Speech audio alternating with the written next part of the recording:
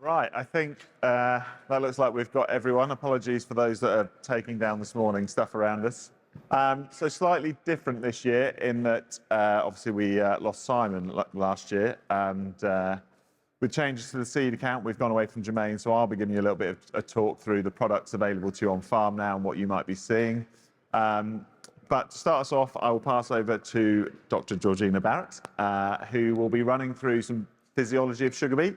And hopefully that'll explain why we give the advice we give regarding drilling, timings, etc. So I'll hand over to George, then I'll be back, and then we'll break out into groups and have a look at the machines we've got with us today. So thank you.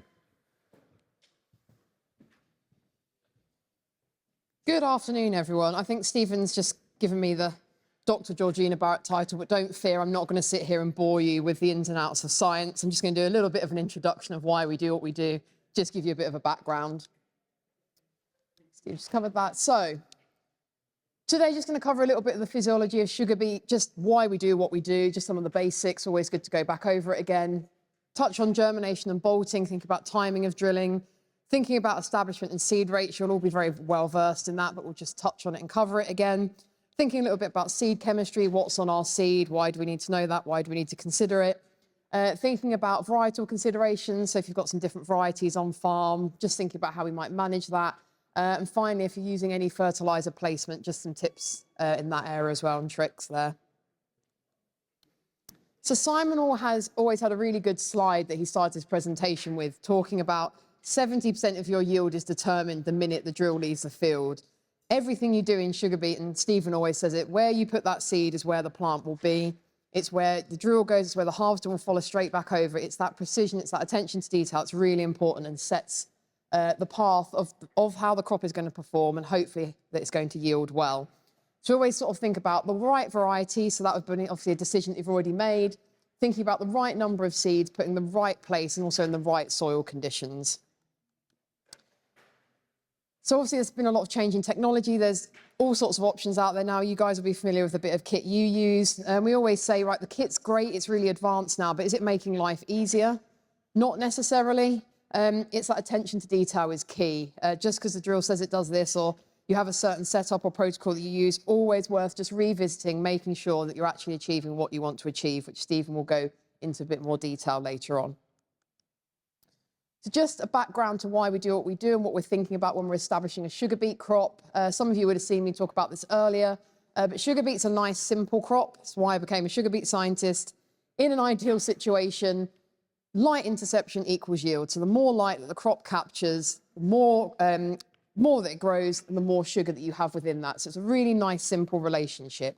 So how do we maximize that? How do we harness that to get the best possible yield we can on farm? It's all linked to solar interception radiation, so light interception, as I've just said. So hopefully this isn't surprising to you. Typical UK solar radiation pattern obviously peaks in June and then tails off towards autumn and into winter. Our sugar beet crop, we can't maximise that early radiation interception before drilling. So obviously we can't drill before March because of vernalisation and bolting risks. There's a physiological problem that stops us drilling any earlier.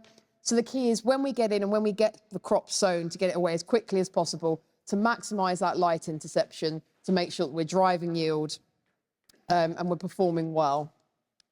What does that mean when we put a little bit of actual numbers and understanding to it? That means that by the third week in June, so summer solstice, we want a leaf area index of 3.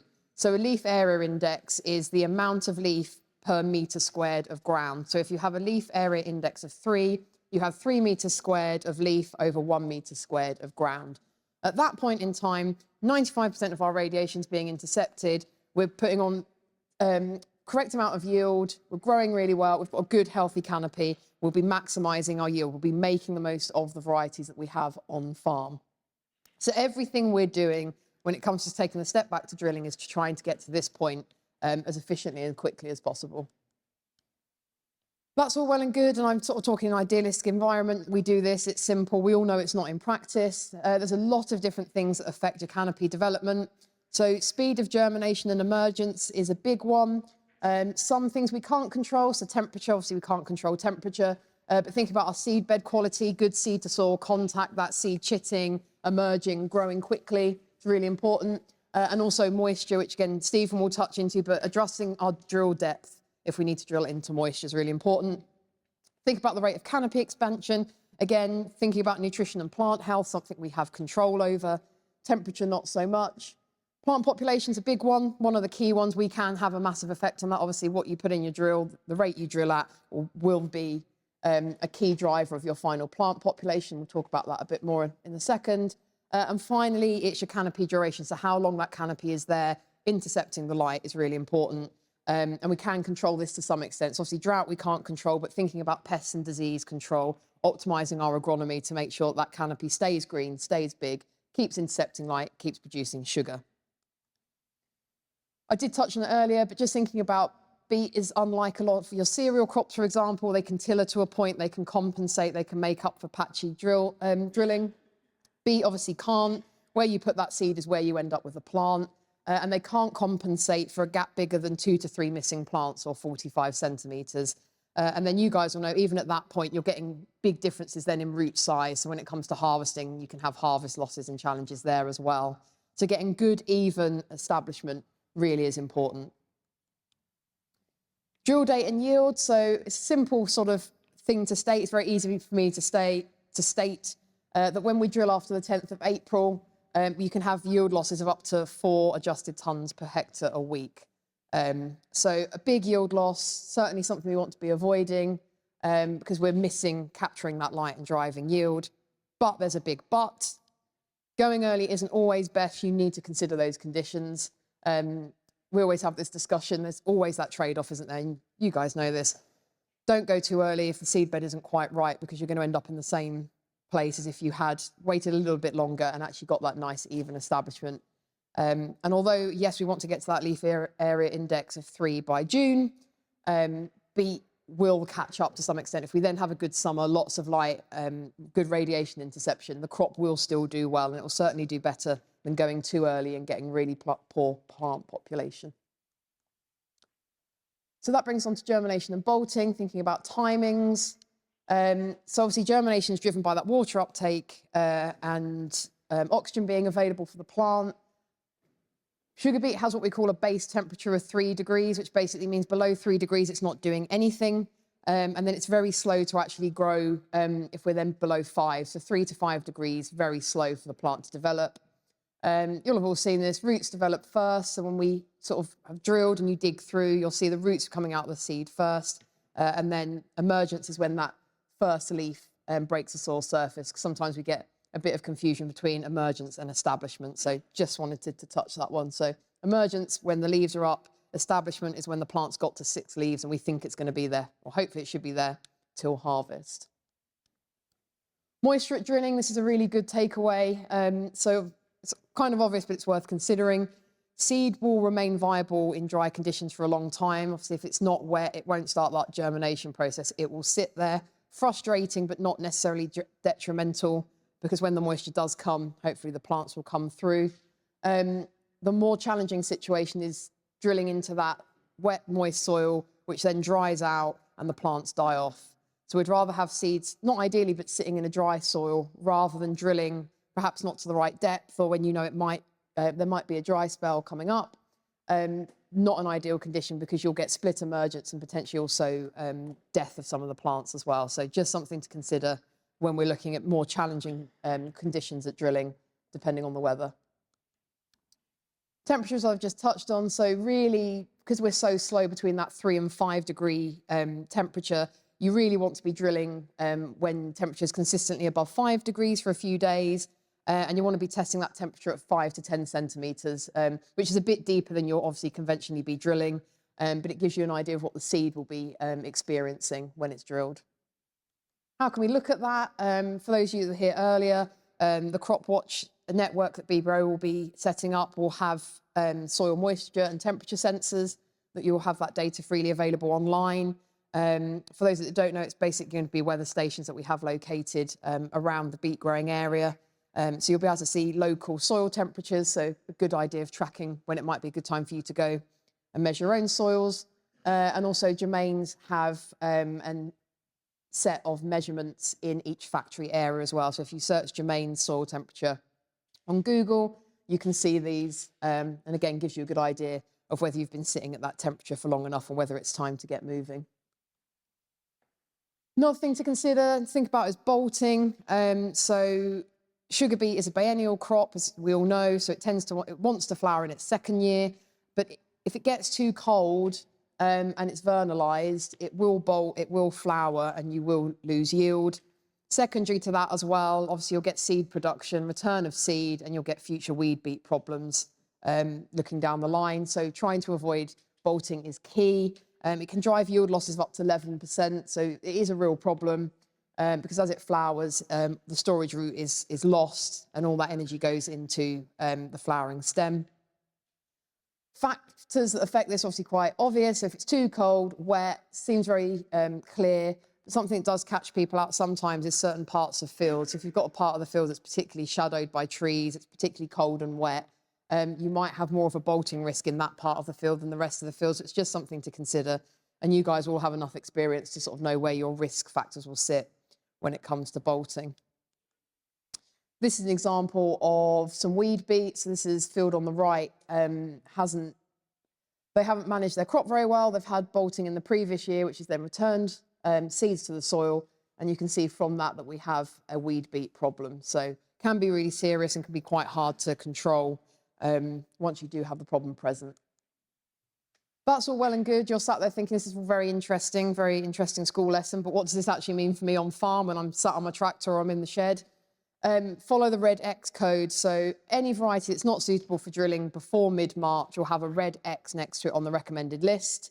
You'll know your varieties, you'll know what's there, but we've all been there in the speed of trying to get boxes off the shelf, getting seed into the drill. It can be worth just putting a red X on your boxes or some sort of note that you're familiar with and everyone in the team's familiar with, just to avoid, if you've got split varieties, taking the wrong box of seed off the shelf if you are trying to drill early. It's just something to consider, something quite simple you can do just to avoid any obvious mistakes. Put this slide up because I think it's a really good point of it's common in farming now. I don't think there is a standard anymore. There's no standard drilling date. We're often being pushed later. The weather is more volatile. It's hugely variable. And really it goes back to my point I made earlier of adjusting to the conditions, not panicking. Do hold off if conditions aren't quite right, even with that yield loss risk as well. So it certainly isn't a panic. It is variable. And beet will, if they go in the right conditions, there is some ability for yield still to recover. So going in when conditions are right, getting good plant populations should always be the key decision maker.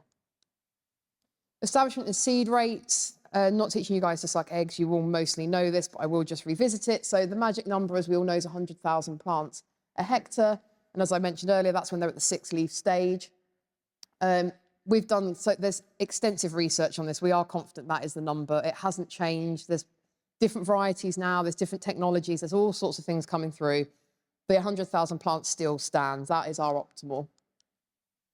So a bit of a question for you to wake you all up a bit. How many plants reach establishment? So we'll do this as a show of hands. So of the seeds you plant, how many of those will be established? Is it 90%? Is it 80%? Is it 70%? Or is it 60%? That's very reassuring. So the average, but those that put 70 aren't wrong, is 80%. But it sits anywhere between 85 and 75 to 70%. Really good. I'll just go home now because you obviously all know this, all ready to go. But yeah, it's good to know. That's why we think, when we think about our seed rate tables, obviously we're drilling to account for that 80% establishment rate. And just a reminder to think about if you're 50 centimetre or your 45 centimetre row widths, use the correct table. How do we measure establishment? I would encourage you, and Stephen will do a bit more detail on this, at looking at different places to measure establishment. Looking at measuring a 20-metre row of sugar beet, count the number of plants, times that by 1,000, and that's your plant population per hectare. And if you have 45 centimetre rows, measure your 22 metres and then do the same maths as well. I'll let Stephen go into a bit more detail shortly on where you should do those and where they'd be more useful. There's a whole load of things that can affect establishment we need to think about.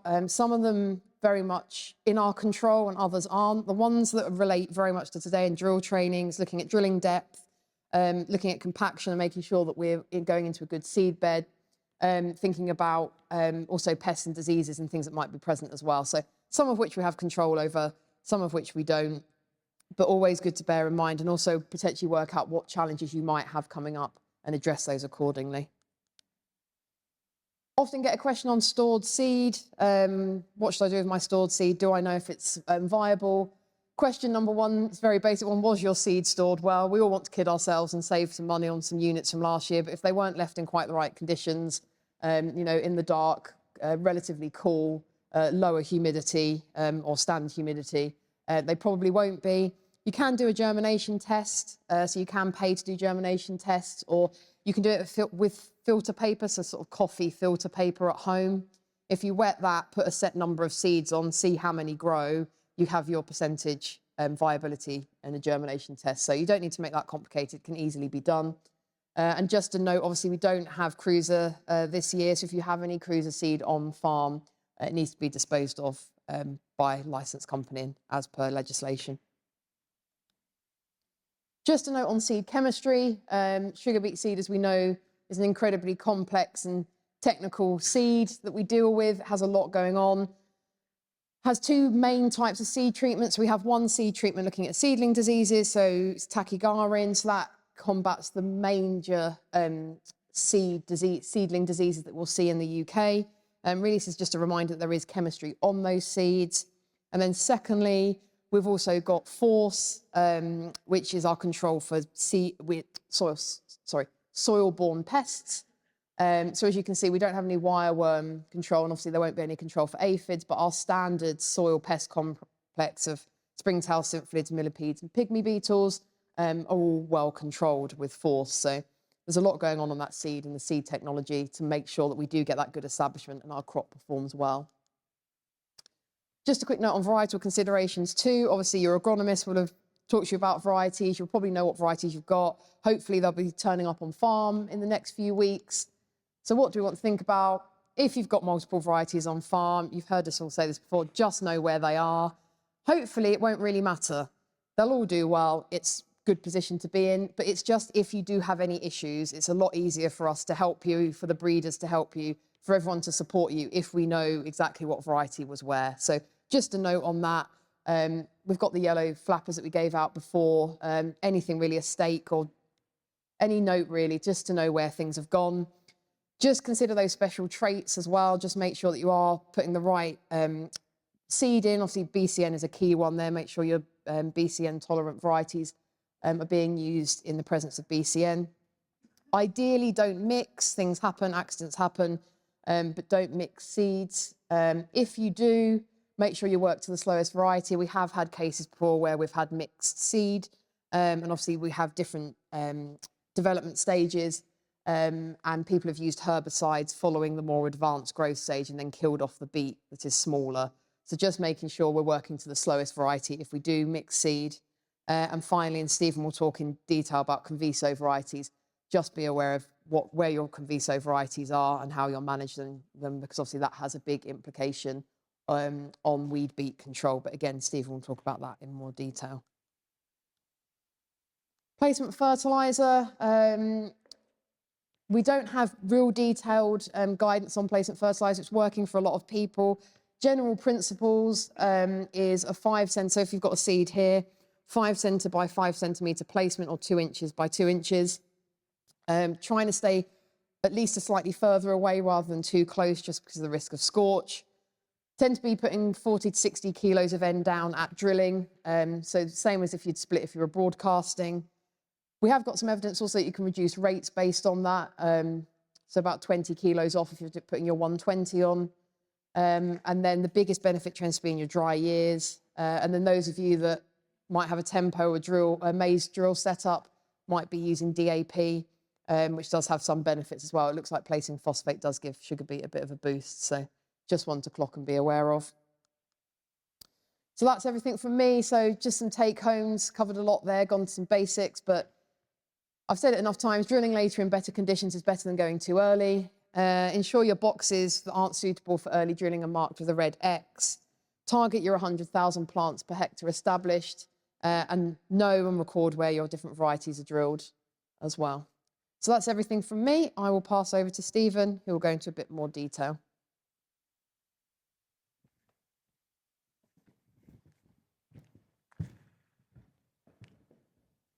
Thank you, George. Right, so a new section for me this year is seeds and pellets. So some of you may be aware, or some of you may not, there have been changes to the way in which you buy seed. Historically, you would have seen a lot of Germain's product on farm, and then in more recent years, KWS had come into the market. Now we have a completely open market, so all of the breeders that you've seen here today have access to the market with their own pellet. So I'm not going to dwell on what the products are, but I guess the difference for you is you're going to start seeing more different boxes appear on farm. As an operator, it's not a big problem. The chemistry George has just talked about, so your Takagar and your Force are going to be consistent. They're going to all be treated the same, but there may be some additional biostimulants, etc., in there, which you might want to consider for agronomic reasons. But I guess for me, and to make you aware of some other work that BBRO do, obviously, we hope that we have a very successful drilling season. We all hit 100,000 plants and we're all very happy, but no doubt we will have some emergence problems. This can be down to a whole raft of things, whether it be weather patterns, soil pests, cold weather, etc. So, like George said, we want to know what variety is where, but there's also some other information that we will need. So, as BBRO, we drill something called the SKU ref trial. So essentially, we get a sample of every bulk of, or every SKU of seed available to you as growers, and we drill out plots of those on 2 sites split across the area. So essentially, if you rang up and said, I've got a problem with, what have I got on Morgan 461, I think it's a seed problem, we could go to those plots and look at that exact bulk and see if we've got a similar issue.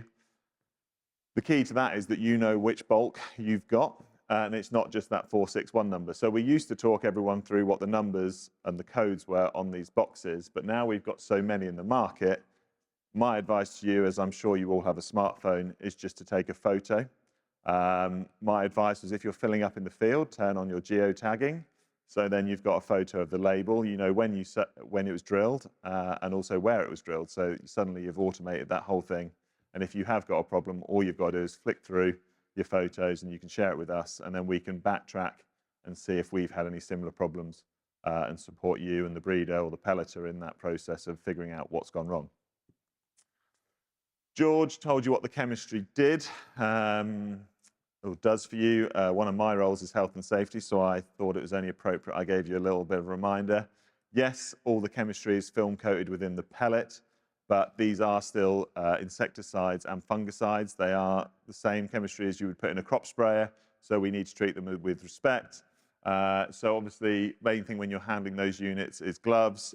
We always carry nitrile gloves on the drills, and we just put those on to fill up or transfer seed across. And my other warning is diligent operators blowing out units, maybe at the end of the day, you get buildup of dust, broken pellets. Obviously, just think you are atomizing those products, so dust masks. Make sure you're in a well-ventilated area if you're doing that, because like I said, this is chemistry, serious chemistry, and obviously they have got serious health impacts.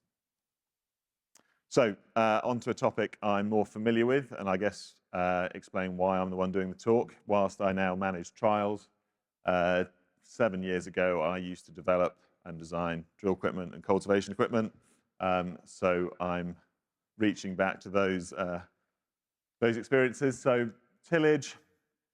Obviously, like George said at the start, this can be where things go. We can set ourselves a good foundation for a solid crop, or things can go wrong from the very start, and then we're always going to be battling that poor start that we had. Again, weather's going to have a huge impact, and getting our timings right is going to be massively important to ensure we achieve that establishment. I guess for sugar beet, as I came into the business, I was doing a lot of harvest testing, and I got to meet some of you.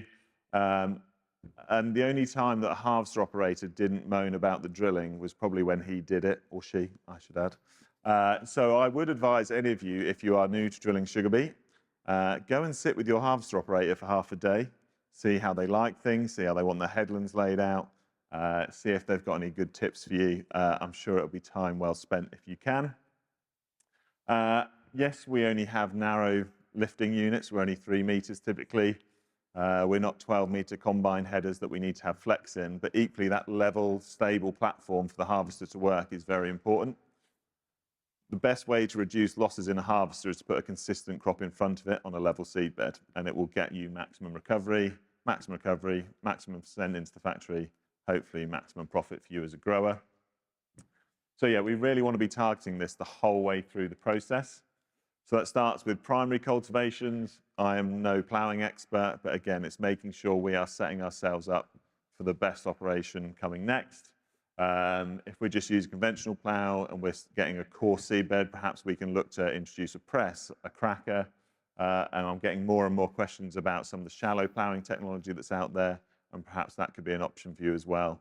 We're still getting that inversion, we're still getting a fine seed bed, but we're not moving that soil quite as much, maybe bringing up wet material in the autumn. Min-till, great question that I used to get all the time. Can it be done for beet? I think we've well and truly answered that. There's a huge amount of min-till being done for beet. I guess the bigger question is, what is min-till? I would say I've seen beet established behind all of those machines in this country. And again, it's tailoring which one is appropriate for your crop rotation, your soil type. And again, happy to pick up on conversations on that as we go. Again, back to basics. This is coming back to my harvest slide. I'm going to get you all interacting with me, perhaps. So same machine. Which of the two, do you think I prefer the image on the left or the image on the right? So do you think I like the image on the left? Hands up. Sorry. Image on the right? Yeah. So image on the left, I'm not a big fan. So yes, it's making it, it looks nice, it's moved a lot of soil, it's dark, it's consolidated. But if you see, we've got massive ridging. And yes, we can probably take that out with our secondary cultivation, but then we're going to have to move more soil. So actually this machine here, we're leaving a nice level seed bed. Again, so it's as good as it can be for the following operation and ultimately the harvester and our crop recovery. Compaction. Sugar beet is very prone to compaction, so this admittedly is some silt in Lincolnshire. But what you can see here is the wheelings from a base fertilizer application. So this has happened weeks before. They come through and cultivated and then sown the beet at an angle, and you could see every wheeling of that sprayer. So obviously, point one is, can we actually control our wheelings to a level? If we're going to put base fertilizer on, can we pick out the tram lines we're going to use for the whole crop? And then we don't get duplication of tram lines. But equally, my point really is, so they say, oh, we subsoiled it, it should have been fine.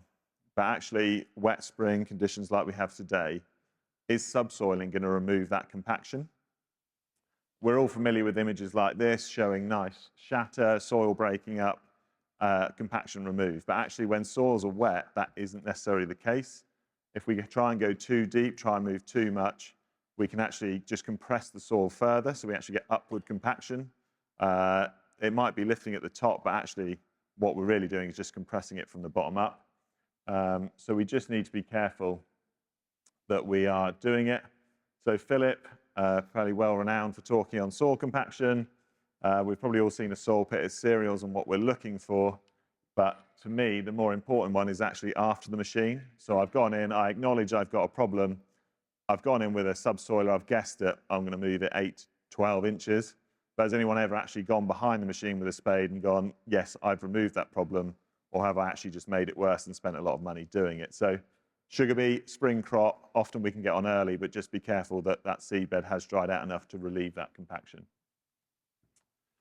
Again, back to timing is key. Strip till, done wrong, too wet, too early, can go wrong. Ploughing wet in the autumn can cause us problems. Or equally, waiting too long and letting it dry out too much, we can end up with a lot of dry crumb and no moisture to drill that seed into. I would always encourage you to keep thinking ahead, what's coming. So if it's ploughed over well in the autumn, yes, maybe we can sit back and relax and wait for the spring to come. But actually, if it was a bit wet, we were a bit late getting to it, it's a bit rough, can we actually take an opportunity through the autumn, winter, early spring to get on there maybe with a press or a cultivator and get it a bit closer to where we need it to be when we want to be drilling? Again, here, the opposite problem, seed beds were drying out.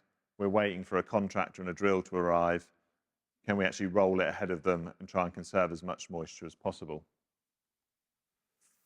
Basic maintenance, a little bit of a plea.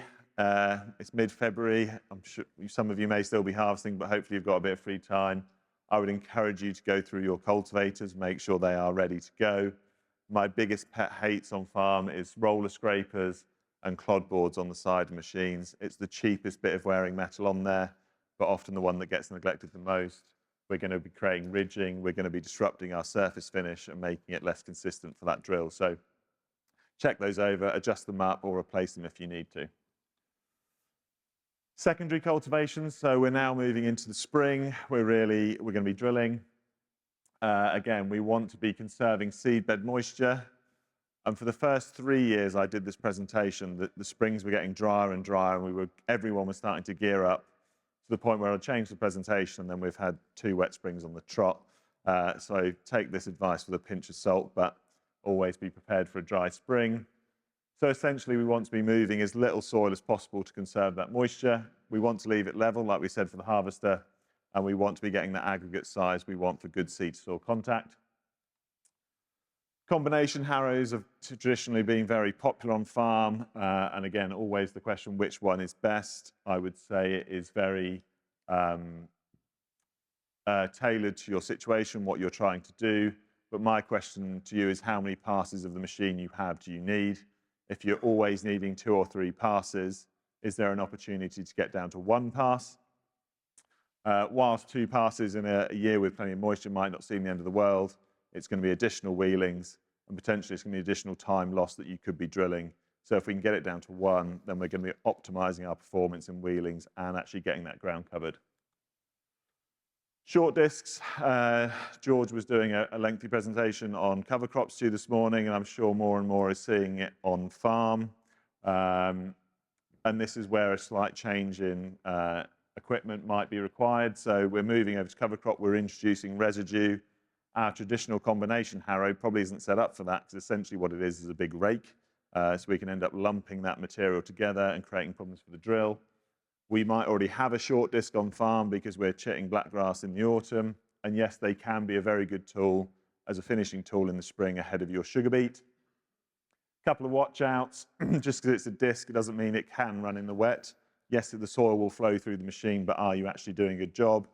Discs can smear and they can compact on the backside, so just be careful of that you're not creating clods when they dry out. Discs inherently move soil side to side. That is what they are designed to do, but the problem is that we can create an unlevel seed bed, so we need to make sure we are matching our forward speed. So again, we're leaving a nice level finish. Clod boards can be used if residues aren't too high, but yeah, and also just depending on the style, make sure you're not getting a ridge in the middle or anything like that. Power harrows, I did actually ask Google AI when I shouldn't use a power harrow, just to try and follow the theme of this morning. Power harrows get a lot of bad press, and yes, they can be used, and they are typically used when conditions aren't to your favor. But equally, coming back to my question earlier, how many passes do you need? Is it potentially better to do 1 pass for a power harrow for a beet seed bed than 4 potentially passes with a different cultivator? So obviously there are questions on creating compaction smearing, but I think they still do have their place and can help conserve moisture in a challenging spring. Right, I'm just going to take a drink and then we will broach my last subject. Hopefully you're still with me.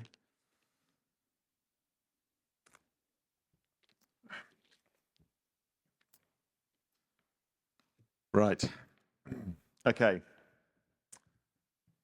So ironically, the one crop I didn't drill in my previous life was sugar beet. I did a lot of soybeans and corn and sunflowers. But some sugar beet is unique, and like I said, it's very much worth spending time with your harvester operator. Everywhere you go with a beet drill, the harvester will follow your exact path 5-6 months later. So if you get it wrong, they will be following you. It's not a combine header, it's not a Kemper header. They can't go around corners. They can't just cut across here to open something up. They have to follow the rows of beet. So making sure they are laid out precisely is very important, again, to drive your recovery and your profitability. I used to ask how many of you have RTK on farm, but I assume most of you are going to put your hands up these days. My point is, you're spending a lot of money for a high level of accuracy, and what we need to do is take that across every operation we do.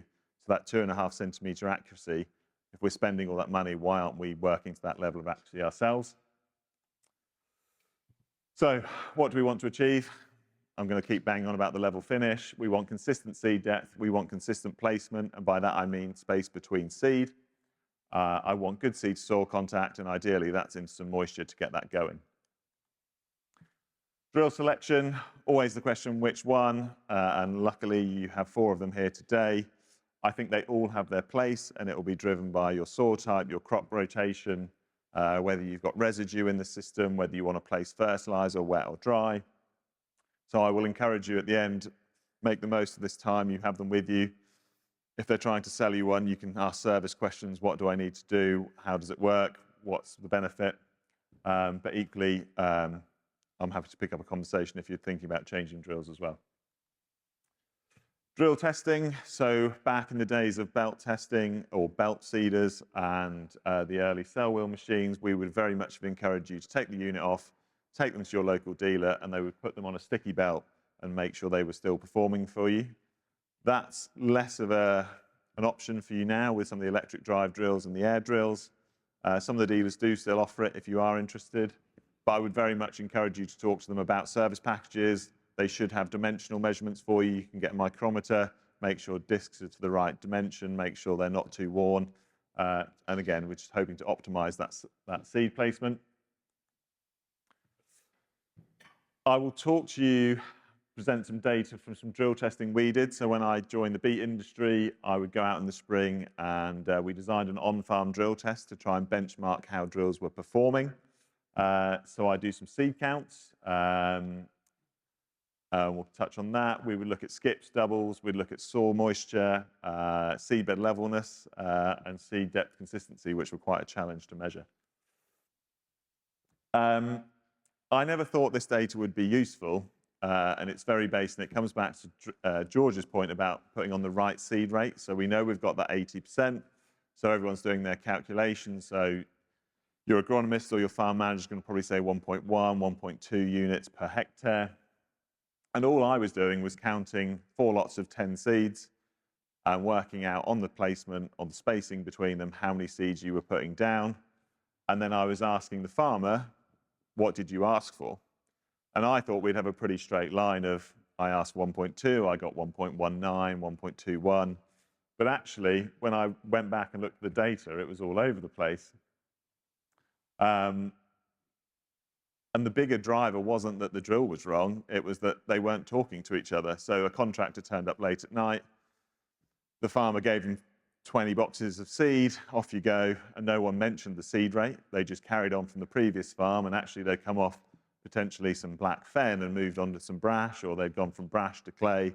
And typically their populations are different, so someone wanted to increase, and what they were getting is what the farmer before them had had. So I would always encourage you to make sure you know what the customer wants, whether you are the customer or whether you're working on behalf of someone else. In-row spacing, again, this can vary massively. And again, it's just showing that, yes, we talk about an 80% average, but the range within it can be quite big. Speaking of which, so these are my percentage of established seed from the actual seed rates. And if you recall back, I had a picture of a very wet seed bed and a seed lying in open slot. You can see we were down below 50% establishment there, so it can go really wrong really quickly if you get that timing wrong. And again, just to show the range, obviously we're aiming for 100%, and you can see we had 10% variance up and down. So we talk about averages, but it's not really relevant. What's important is what your drill is going to do, what your seed population is going to do, and you want to get it as close to that 100% as possible. Tyre selection, so back to something practical. Get a lot of questions again. Am I best to go between the rows with narrows, or do I go to flotation tyres? And this question is getting harder and harder. Here you see we have a traditional beet drill, a smaller tractor, then row crops become an option. We can carry that weight on that narrower tyre. As we get heavier and wider beet drills, we probably get a bigger tractor, so we need to consider maybe dual wheels or maybe moving on to flotations. I would say it's again, it's an individual conversation with you. Happy for me to have it or have it with your tyre specialist about what is really appropriate on your soil type and on your cultivations as well. The reason it varies so much is because what we're putting on the back varies a lot as well now. So Cavell aren't actually here today, but if they were, the classic monopill, typically a 12 row would weigh 1.2 tons, very reasonable. The Vadestad, or a variant of the one we have here today, base weight is 2.5 tons. So you can see we've doubled in weight already. If we then start to add placement kits and stuff, we can go heavier again. We're then probably going to change our tractor on the front. So we're going to be going from 5 tons to 8 tons. So suddenly we've introduced 5 tons into a system that we've never had before. Have we changed our cultivation practices? Have we changed our tyre technology to accommodate for that? Again, another little question for you. It's up and down, so it's a bit easier for me this time. Which image do you think I think is good practice and which one is bad practice? So do we think good practice is the top photo? One person. Do we think the bottom image is good practice? Okay, I feel like participation isn't great here, but that's fine. Actually, the one person was right. So the image at the top is the one I like. So what they've done, they've removed all the wheel weights from the machine. They aren't using their placement kits. They've actually taken it off, so we're carrying less weight. We don't need a front weight on the front. Here, it's a bit of a minor one, but I'm not a huge fan of having 600 kilos in the wheel weights. Yes, I know they're only drilling for 10 days, but if we're trying to get this as good as possible, then we should really be looking to get those removed. I don't think we need wheel weights to run a beet drill. Track eradicators, so they can also play a part in this, and we'll look at some of the data. There are many options out there, some by the manufacturers themselves, or equally there's a lot of improvised ones on farm. Some might be looking to actually remove compaction, or some might be looking to knock the cleat off those tyres to give your coulter a nice smooth run. And I'll try and demonstrate this to you now. So as part of my drill testing, what we would do is attach a little accelerometer to the unit of the drill, and basically what I can monitor then is the vertical acceleration, so how much that's jumping around. And obviously if it's jumping around, then we're probably not getting that consistent seed depth that we're looking for. So a couple of examples. So when I say standard, I mean somewhere between the wheelings of the tractor. So that's this line, fairly steady along the bottom. As soon as I put that accelerometer on behind a wheeling, suddenly that coulter is jumping up and down. So potentially we've compromised that establishment in those wheelings. And if we think about it, if we're only using a 12-row drill, we may be running, at best case, that's 2 in 12 units that are going to be affected. More likely it's going to be 4. So 4 out of 12 rows are going to be affected by that wheeling. That's a third of our crop. And how big an impact is that? So George mentioned establishment counts. Often this becomes the job of the agronomist. I would suggest as drill operators, it's very interesting for you to go back and look at what you've drilled and do those counts with them. I wouldn't just encourage you to do one in the nice area. I'd also encourage you to do it behind the wheeling of the tractor or the drill. And I'd also encourage you to do it on the headland to see how they've performed. So this here, we think that's poor establishment. Would you agree? That is just the wheeling of the tractor. So that is 2 in 12 rows look like that. So that's going to have a huge impact on our yield across the field. Did we need to look at different tyre technology? Did we need to reduce the weight? Could we have used a track eradicator? Because obviously if those plants aren't there, and listening to what George has said, if it's more than 2 plants missing, they can't compensate. So we are losing yield, and we're probably going to compromise our weed control as well. Hitching up, there's a younger me. And basically, again, back to that 2.5 centimetres. Do we just back up to the drill, hook it on and go? No, we want to be making sure our check chains, our drop links, everything is square and level to give us the best chance of optimizing the performance of our drill. I did get once called out to a drill because they told me it was crabbing and something was wrong with it. And the only problem was that it had a puncture. So I would suggest that you do make sure you check on those details. One of those details as well,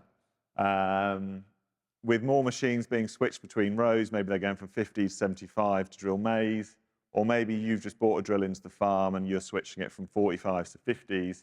But I would always advise you at the start of the season, grab your tape measure and just run it across the toolbar and make sure they are set to the spacing you think they are. This was a very unfortunate incident on quite a large farm. One of the middle row units caught a rough gateway as it went into one of the first fields, and it twisted. And they drilled a substantial number of acres, and that row unit was off for the entire season. And when the harvester came to get it, it was really struggling to pick up that row. And you can see we've increased our harvester losses, and we've lost profit on that crop. GPS setup, very helpful technology, reducing the need to hoe. Just a bit of a watch out. Make sure in a busy season, if you're moving over from cereals, jumping into beet, and you all want to crack on, maybe it's a new drill, a new tractor, a new control box. Make sure those timers are set up. And I don't just mean look in the screen and see if they're there. I mean, get out, have a look on the headland. Where is that seed shutting off? Again, a really clear example of where those timers went wrong. A nice castellated headland for you to look at. So we're over drilling this way and we're under drilling that way. Again, we've compromised our yield, our weed control. I think the only thing the harvester driver might thank you for is it's easy to spot the 6 to set in on. But just give yourself a half day, hopefully get a helper along just to dig up behind you and see if that is shutting off and starting up in the right place. Again, a good question for the manufacturers later on how to set theirs up. Coulter wear, fundamentals, making sure that your coulter has got a good edge. Equally, as we see more disc machines, it might not be as obvious, but make sure that contact point is good. That's the system I used to use with 2 business cards, making sure your blade contact was right. Again, I can't speak on behalf of the manufacturers here, so by all means check with them today what you should be looking for. And normally there's some sort of shim system just to pinch them back up and make them run as clean as possible. Seed firmers, again, 2 different types on the market. So you have a seed wheel here, which is catching seed and pushing it down. This is really driving that seed soil contact. Really useful bit of kit.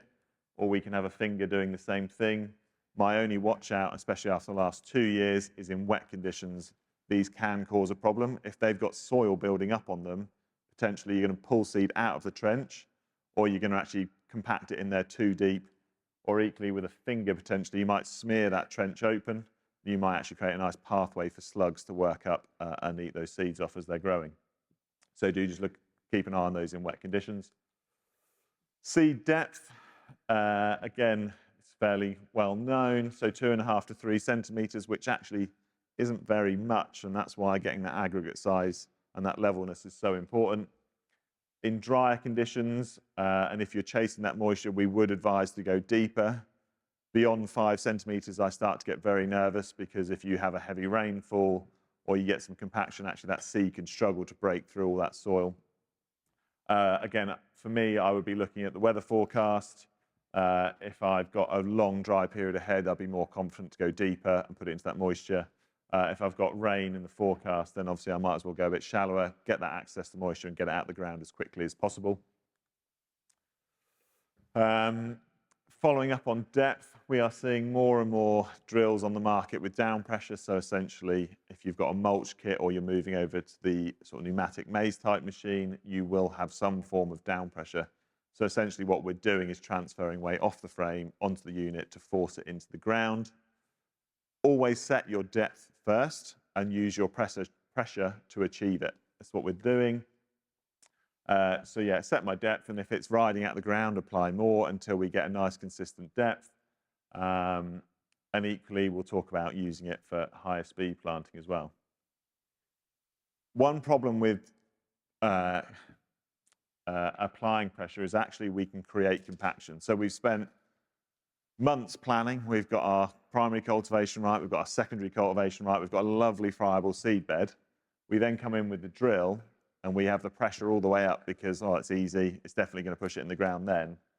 The problem with that is the excess pressure that we don't need on the disc or the coulter is going to go through these side depth wheels. So this is us looking from the back.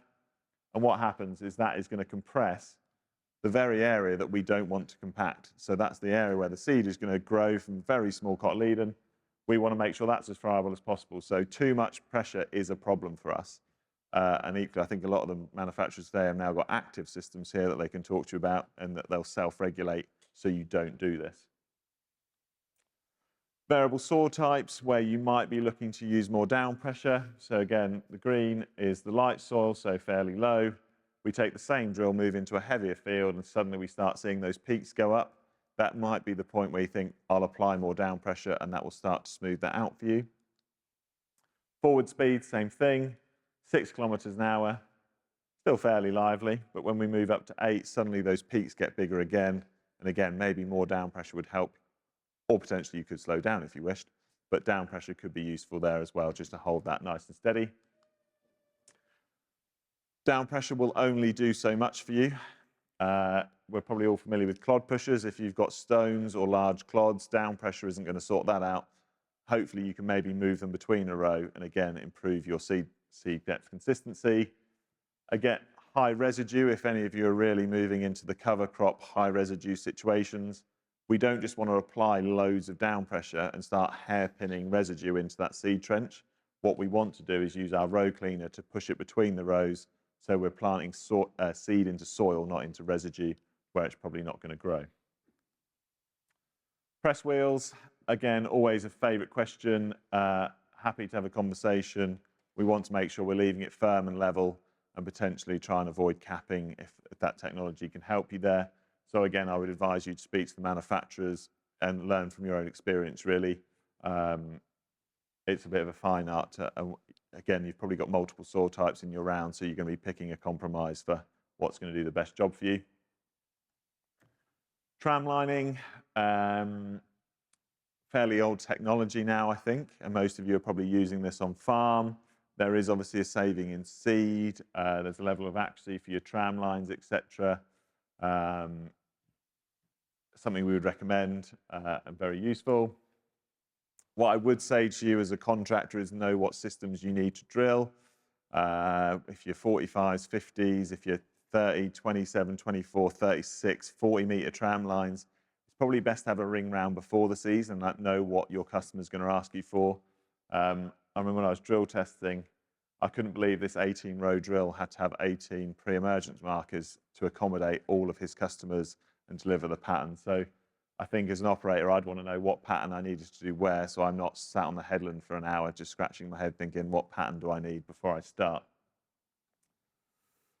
Fertilizer application, I think we could probably have another hour talking about this and the different types and when not to use it. There are lots available to you. BBRO message, very much as George said to you before. For safety, we would advise the 2-inch by 2-inch, 5 centimeter by 5 centimeter offset. There are variations on it, and again, we'd encourage you, if you want to look into those, get in contact and we can work with you on that. Little watch out, a lot of these are now front tank based, very simple. It means you can use it on other machines as well. But back to my tyre comments, just be aware that you're adding 1 ton, 1.5 ton, 2 tons on the front of the tractor. Have we adapted our tyre technology to carry that weight when it's full? Are we creating ourselves a problem with compaction at the front of the machine? And finally, if this is all you remember from today, I'll be fine with it. Drill hygiene is very important. How many of you have drilled Conviso on farm? Show of hands. So we all understand Conviso is a very useful tool to us in industry. It might help tackle that problem of weed beet that George had on the screen. Very useful herbicide with a tailored smart package. So just watch out for you. You probably, if you've been drilling Conviso seed to date, it's probably come in a KWS box. There is now another variety in the market with BTS. It was available to you last year. The important thing is it's called Smart. That's all you need to watch out for. If it's a smart variety, it's Conviso. So what do I want you to do? I want to make sure that you've emptied all of the conventional seed out of the drill before you put the Conviso in, because if you drill any of that at the start of the field before the Conviso kicks in, as soon as they apply that herbicide, that beet is going to die. That is the whole point of the technology, and you'll look quite silly. But also, we want to make sure that you're taking the Conviso out when you're done. If the stewardship on Conviso is very tight, we want to make sure that there are no bolters left behind, because once this bolts, obviously that chemistry isn't going to take out that weed beet. So we want to protect this technology for as long as possible to help overcome conventional weed beet problems. So really make sure that's empty, because we don't want to drill Conviso in a field, not know it's there. It bolts, you think, oh, it's just conventional, I won't worry about it. But actually you've introduced Conviso bolters and weed beet into a field where we may have never actually intended to have Conviso before. So please do make sure that's empty. Both products, so the BTS and the KWS, come in their own colors. It's not a specific color, which is a bit of a frustration. But if you crack it open, both products will have a blue inner liner. Hopefully you never get to the point where you're having to check this. And my advice to you, when you take that Conviso seed out of the drill, make sure you put it back into the box that it came from. You don't want to be putting Conviso seed in the conventional box, put it on the shelf, and then next year, I think that was just a conventional variety, and drill it out and not know what it was. So please make sure that gets returned to the relevant box so you know what you've got in stock. That is everything from me. I'm happy to take a few questions now, or if you want to grab me as you go round, I really don't mind. But we will now split you into 4 groups, hopefully. And then you can each go around the manufacturers in small groups, ask plenty of questions, see what they've got to say to you,